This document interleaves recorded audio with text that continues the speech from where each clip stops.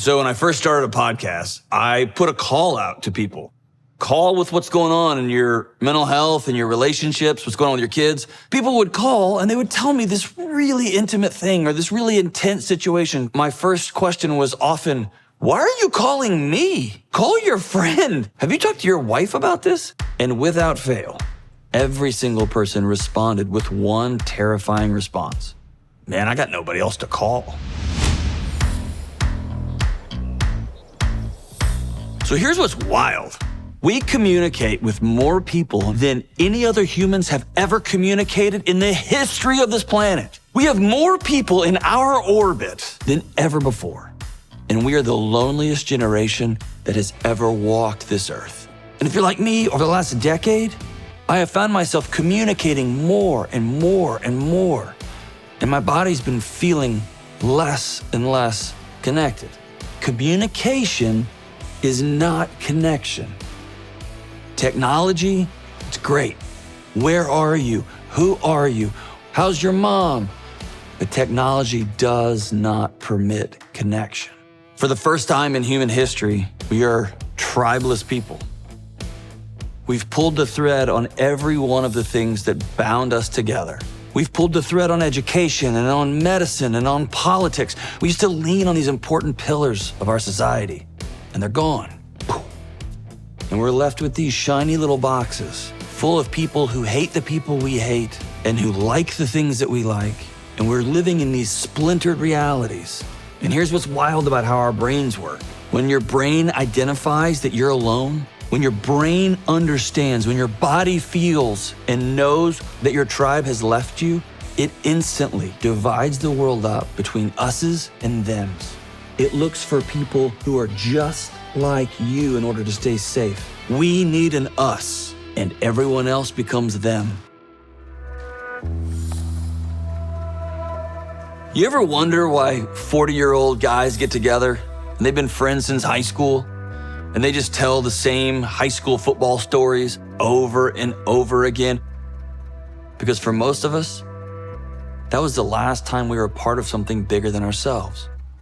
And then we graduate. Then we get out of the military. We walk across that stage, and without warning, it suddenly, in an instant, becomes the world versus me. If I make a sale, it's because you didn't. If I win, it's because you lost. And our bodies go to war. And you're busy at work, and you're busy at home, and you're busy keeping up with the Joneses. And now that we have smartphones, everyone is the Joneses. And we're running and running and running. And we wake up and we're 33, or we're 41, or we're 29, or we're 55, and we have no one. And this isn't me just spitballing. I'm not just making this up. In 2022, Ramsey Solutions ran an extensive survey across the country, just trying to get a state of people's relationships. What we found was devastating. 82% of people said the people they spend the most time with have no idea what's really going on deep inside. Almost 70% have 3 or fewer close friends.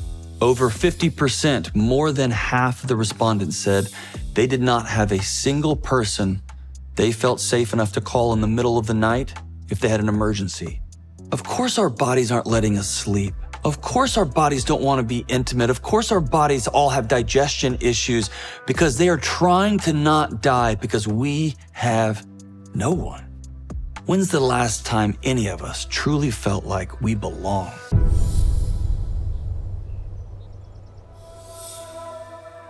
A life of loneliness is a choice.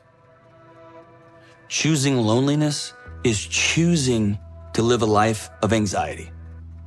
Choosing loneliness, to be honest, is choosing to die early. Loneliness has been implicated clinically in everything from heart attacks to cancer to dementia. Increases your risk for addiction, for suicide, for mental health challenges. And when you choose loneliness and you choose to die early, you're also choosing to take everybody else down with you. Because your kids are wondering, what was so bad about me that dad didn't reach out? What was wrong with me? What was so bad about me that my wife wouldn't tell me what was in her heart? Choosing loneliness is choosing misery. And you gotta hear me say this. You are worth so much more. And so, where do we go from here? Where do we go? What I'm gonna say sounds like flowers and rainbows and little blue birds fluttering around our heads. I get it, I know. The path forward, the path towards choosing connection is you have to choose love. I remember asking a buddy who was an active Navy SEAL, "You'll love each other when you're out on deployment?" He responded with, "A unique and special kind of love. It's a kind of love that will lay your life down for somebody else, who will say, 'If not me, then who?' It's a love that says, 'I'll go first.' It's a love about purpose. Love doesn't mean soft, and love doesn't mean weak, and love doesn't mean giving up your power, and love doesn't mean having no boundaries. This is rooted in neuroscience. Love calms the body. Love connects. You are who you are in space and within your own body because you are connected or because you're disconnected, because you were loved or because you were unloved. So we have to understand that most of us don't have good models for connection. Most of us don't have good pictures of what love even looks and feels like. For most of us, love came at a cost. We got love when we achieved. We got love when we acted right. We got love when we made other people look good or other people feel good. And that's not love. When a body is loved, when a body is connected, the body can be at peace. Otherwise, you are running around as an anxious, chaotic mess. Love is the foundation of a non-anxious life. It's the foundation of connection. You are fully seen, and you are fully heard, and you are fully known. And you're loved anyway.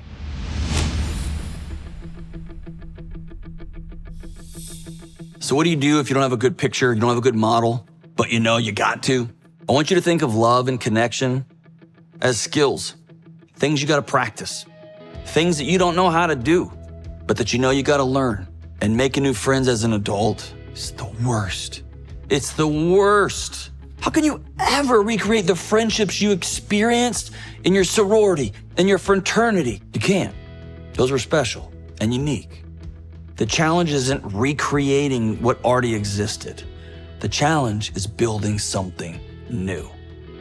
Some practical steps towards connection, some practical steps towards love. Show up. Volunteer. Go first. If somebody says, "Hey, I'm moving this weekend," just say, "I'll be there." But the best time to start being a friend is right now.